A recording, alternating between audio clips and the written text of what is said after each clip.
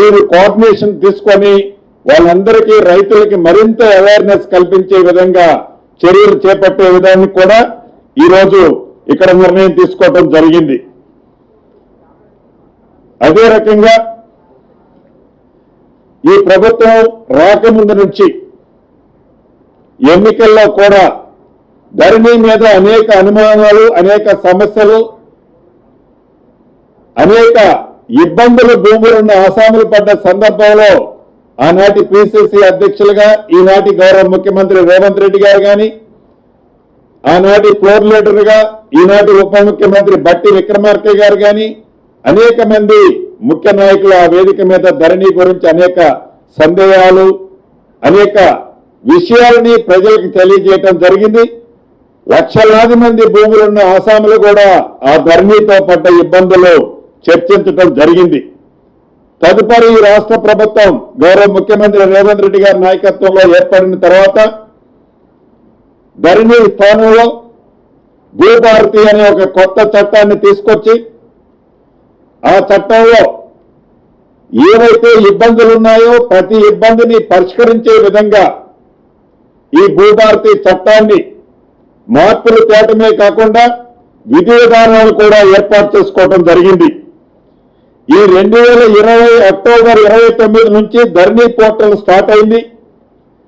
ఈ ధరణి portal start అయిన దగ్గర నుంచి ఇప్పటి వరకు అసెంబ్లీ సాక్షిగా ప్రతిపక్షంలో అడిగిన కొంతమంది సభ్యులు అడిగిన దాన్ని దృష్టిలో పెట్టుకొని ఫోరెన్సిక్ ఆడిట్ అయ్యారని కోరారు. ఫోరెన్సిక్ ఆడిట్ చేశాం. కేంద్ర ప్రభుత్వ సంస్థసే అప్రూవల్ ఉన్న కేరళకు సంబంధించిన ఒక సంస్థని ఫోరెన్సిక్ ఆడిట్ చేయడం కోసం నిర్ణయించి పైలట్ కింద సిద్దిపేట, మెదక్ 2 జిల్లాలను ముందు చేసి తదుపరి మిగిలిన రాష్ట్రంలోని అన్ని జిల్లాల్లో ఫోరెన్సిక్ ఆడిట్ చేయడం జరిగింది. ఏదైతే ఈ ఫోరెన్సిక్ ఆడిట్ జరిగిన తర్వాత ఏదైతే ధరణికి సంబంధించిన యాప్ ఏదైతే ఉందో ఆ యాప్కు సంబంధించి అంతకుముందు టెరాసిస్ ఎవరైతే దాన్ని రన్ చేశారో ఆ టెరాసిస్ రన్ చేసిన వాళ్ళు, మెయింటైన్ చేసిన వారి దగ్గర నుంచి కేంద్ర ప్రభుత్వ సంస్థ అయిన ఎన్ఐసికి ఈ భూభారతిని పూర్తిగా వారికి హ్యాండ్ ఓవర్ చేశాం. ఆపరేషన్స్ అండ్ మెయింటెనెన్స్ చేసిన తర్వాత ఏదైతే పాత పోర్టల్ ధరణి పోర్టల్ ని యాజ్ ఇట్ ఈజ్ గా కొన్ని చిన్న చిన్న మార్పులు చేసి 32 మాడ్యూల్స్ ని 6 మాడ్యూల్స్ గా చేంజ్ చేసి దాంట్లో కొన్నిటిని సాధ్యమైన వాటిని సవరించి ఈ ఎన్ఐసికి హ్యాండ్ ఓవర్ చేశారు. తదుపరి ఎన్ఐసి రన్ చేయడం జరిగింది. ఈ రన్ చేసిన సందర్భంలో ఏవైతే ఈ ఫోరెన్సిక్ ఆడిట్ కానీ మిగతా సంస్థలు ఏవైతే ఇచ్చిన రిపోర్ట్ల ఆధారంగా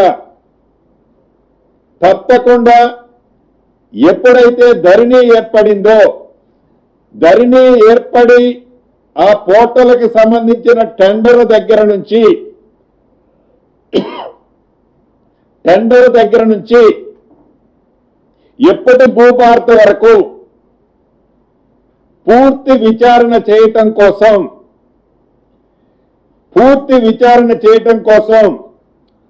స్పెషల్ ఎంక్వైరీ టీం ఎస్ఈటిని స్పెషల్ ఎంక్వైరీ టీం ఎస్ఈటిని ఏర్పాటు చేయాలని రాష్ట్ర కేబినెట్ ఆమోదం తెలపడం జరిగింది. దీని ప్రధాన ఉద్దేశం ధరణి ఏర్పడిన దగ్గర నుంచి 2020 అక్టోబర్ 29 నుంచి ఇప్పటి భూభారతి వరకు ధరణి పోర్టల్కి టెండర్ దగ్గర నుంచి లగాయించి ఏవైతే ప్రతిపక్ష పార్టీలు చెబుతున్నాయో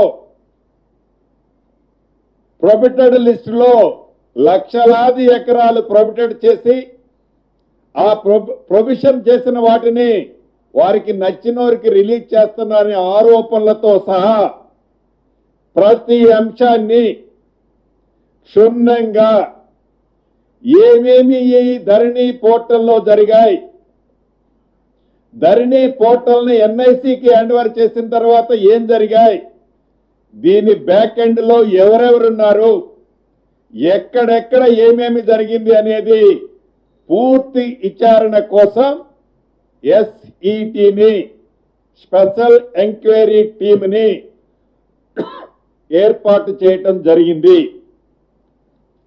అదేవిధంగా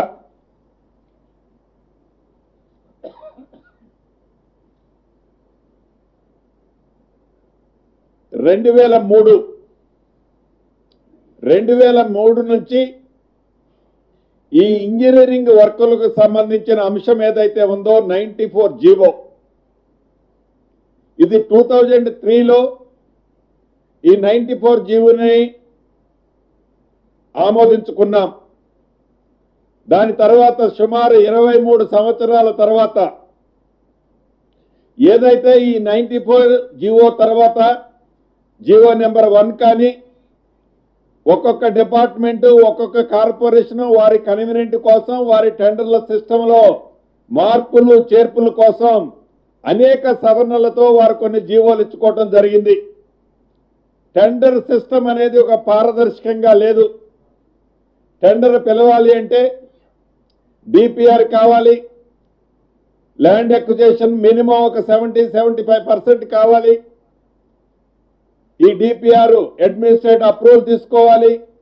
టెండర్ని యాజ్ పర్ సిస్టంలో యూనిఫామ్ లో పిలుచుకొని భవిష్యత్తులో అది రివైజ్డ్ ఎస్టిమేట్లు ఇతరత్ర రాకుండా ఉండే విధంగా టెండర్ సిస్టాలు ఉండాలి. ఈ 23 సంవత్సరాల క్రితం ఏదైతే మదర్ డాక్యుమెంట్ గా పిలువబడే 94 జీవో ప్రకారం టెండర్లు జరుగుతున్నాయో, ఈ 94 జీవోకు సంబంధించిన అనేక మార్పులు వివిధ శాఖల్లో వివిధ ఇంజనీరింగ్ డిపార్ట్మెంట్లలో వారి కన్వీనియంట్ల కోసం మార్చుకున్నారో, అలా కాకుండా టెండర్ సిస్టము ఇంజనీరింగ్ డిపార్ట్మెంట్ అనే ప్రతి వర్క్ సింగిల్ అంబరెల్లా కిందకి తేవాలని, దాన్ని ఒక చట్టం తేవాలని, ఆ చట్టాన్ని రాష్ట్ర అసెంబ్లీలో పెట్టి ఆమోదింప చేయాలని ఈరోజు కేబినెట్ లో నిర్ణయం తీసుకోవటం జరిగింది. ఏదైతే ఈ చట్టం చేసడానికి అనుభవజ్ఞులు, నిపుణులు, ది బెస్ట్ ఎక్స్పర్ట్స్ తో ఒక కమిటీని కాన్స్టిట్యూట్ చేసి కేంద్ర ప్రభుత్వ సంస్థలు, అవి నేషనల్ హైవేలు కానివ్వండి, రైల్వేకి సంబంధించిన సంస్థలు కానివ్వండి, అనేక సెక్టార్లు ఉన్నాయి. ఆ టెండర్లకు సంబంధించిన నియమ నిబంధనలు వాటిని కూడా క్రోడీకరించుకొని భవిష్యత్తులో టెండరు అంటే ఏ డిపార్ట్మెంట్ లోనైనా ఒకే సిస్టంలో ఉండే విధంగా ఒక ఫుల్ ప్లెడ్జ్